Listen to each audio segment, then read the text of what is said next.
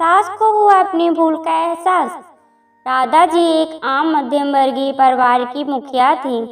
वे अपने बेटे शुभम और बहू मनीषा के साथ रहती थीं। एक बेटी सीमा थी जो कि शादी के बाद अमेरिका में बस गई थी। राधा जी के पति की मृत्यु बहुत पहले ही हो चुकी थी।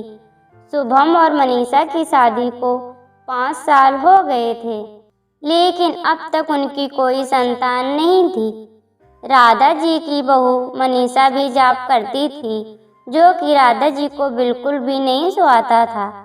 वे जल्द से जल्द दादी बनना चाहती थीं, लेकिन मनीषा और शुभम यह अच्छी तरह से जानते थे कि अभी मनीषा का जॉब करना कितना ज़रूरी था।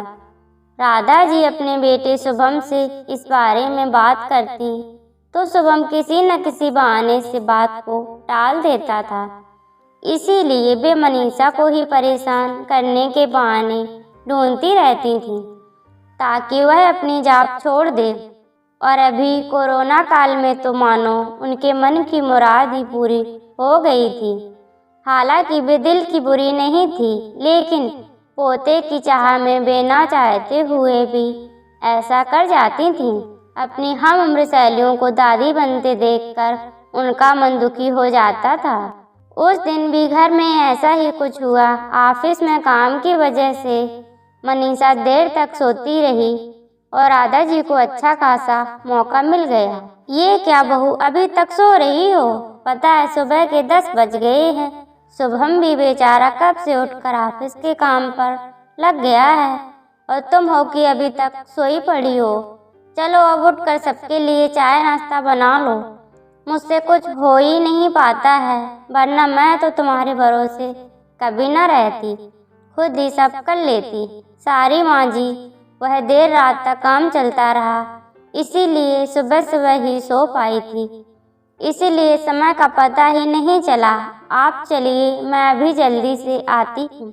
हाँ हाँ ठीक है, मेरा कुछ नहीं, पर शुभम को देख लो, उसे कुछ चाहिए तो नहीं? कब से उठा है बेचारा।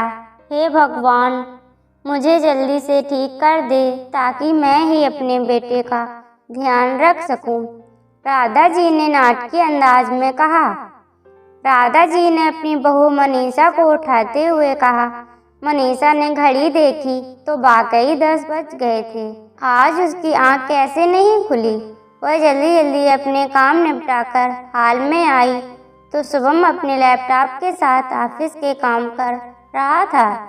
उसने किचन में जाकर चाय नाश्ता बनाया और फिर रात के बर्तन साफ किए और झाड़ू पोंछा करके नहाने चली गई। दरअसल कोरोना वायरस की बढ़ती बीमारी की वजह से शहर में पूरी तरह लॉकडाउन किया गया था, इसीलिए काम वाली बाई भी नहीं आ रही थी।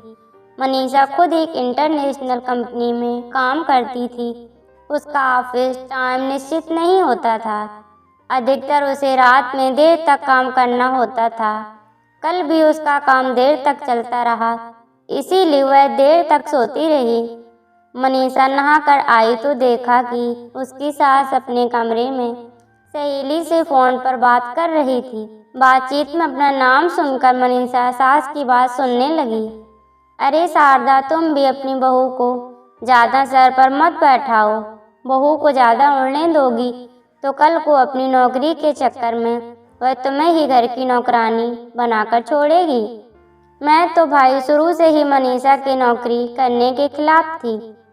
अब करें नौकरी शौक से, पर साथ साथ घर के काम भी करें। मैं तो बदन दर्द का बहाना बनाकर बैठ जाती हूँ, नहीं तो सारे काम का बोझ मेरे सिर पर आ गिरता है। मैं कोई मुफ्त की नौकरानी थोड़ी ही हूँ। मैं तो कहती हूँ तुम भी यही किया करो। सास की बात सुनकर मनीषा की आंखों में आंसू आ गए। वह जिस सास को बीमार समझकर उनकी दिन रात सेवा करती है, उन्हें एक गिलास तक उठाने नहीं देती है। सारा दिन घर का और रात को ऑफिस का काम करके थकान से चूर होकर फिर भी उप तक नहीं करती। उसका यह फल मिला है। उसे माना वे नौकरी के खिलाफ हैं, मगर यदि घर की किस्त नहीं होती तो वह भी कभी नौकरी नहीं करती।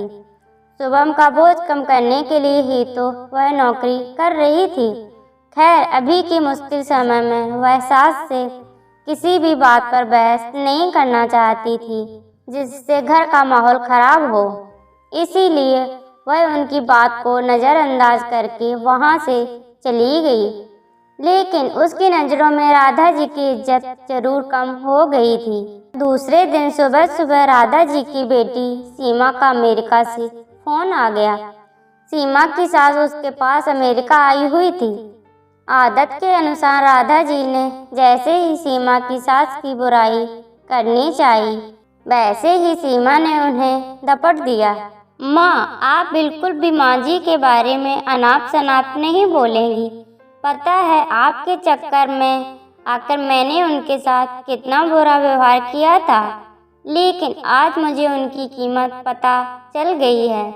तुम तो उनके यहाँ पर आने के कितने खिलाफ थी, मगर आज अगर वे यहाँ नहीं होती ना माँ, तो ना जाने हमारा क्या हाल होता। तुम्हें तो पता ही है कि मेरी नौकरी करना कितना ज़रूरी है। कोरोना ने यहाँ भी ऐसा कहर ढाया है कि घर से ही सब करना पड़ रहा है। किट्टू का बेबी केयर सेंटर भी बंद है। मैं और राजेश फुल टाइम बिजी रहते हैं। ऐसे में माँ जी ने अकेले ही किट्टू के साथ साथ पूरे घर का सारा काम संभाला हुआ है। मुझे कुछ भी नहीं करने देती हैं।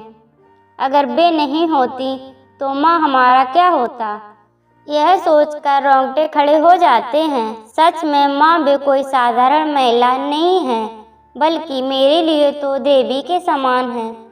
मेरे इतना अपमान करने के बावजूद। और सीमा रोने लगी। उसने फ़ोन कट कर दिया। सीमा की बात सुनकर राधा जी की भी आंखें भर आईं। उन्हें अपनी भूल का एहसास हो गया। मनीषा तो वाकई उनका कितना ख्याल रखती है। उनकी कड़वी से कड़वी बात का भी बुरा नहीं मानती, उल्टे जवाब भी नहीं देती है। वाकई अभी का समय तो एक दूसरे को हौसला देने का है। सारे गिले शिकवे भुलाकर एक दूसरे की मदद करने का है। तो फिर वे स्वार्थ में कैसी अंधी हो गई थीं, इतना कैसे गिर गई थीं। ऐसी मुश्किल समय में अपने ही परिवार की सहायता नहीं कर सकती। उन्होंने उस समय मनीषा को बुलाकर उसके सिर पर प्यार से हाथ फेरते हुए कहा, मनीषा, आज के घर के कामों की आधी जिम्मेदारी मेरी रहेगी।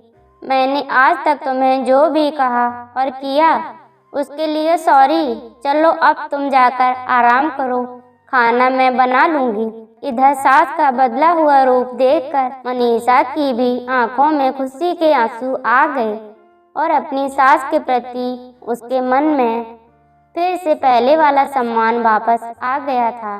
दोस्तों, हमें इस कहानी से यही सीख मिलती है, शायद हमारे जीवन में मुश्किल समय आता ही है, इसीलिए कि हमें एक दूसरे की अहमियत का पता चले, अपनी गलतियों का एहसास होने और आगे बढ़कर माफ़ी मांगने से वाकई इंसान छोटा नहीं बल्कि बहुत बड़ा हो जाता है, राधा जी की तरह। दोस्तों, ऐसी ही कहानियाँ सुनने के लिए चैनल को सब्सक्राइब करें, वीडियो को लाइक करें।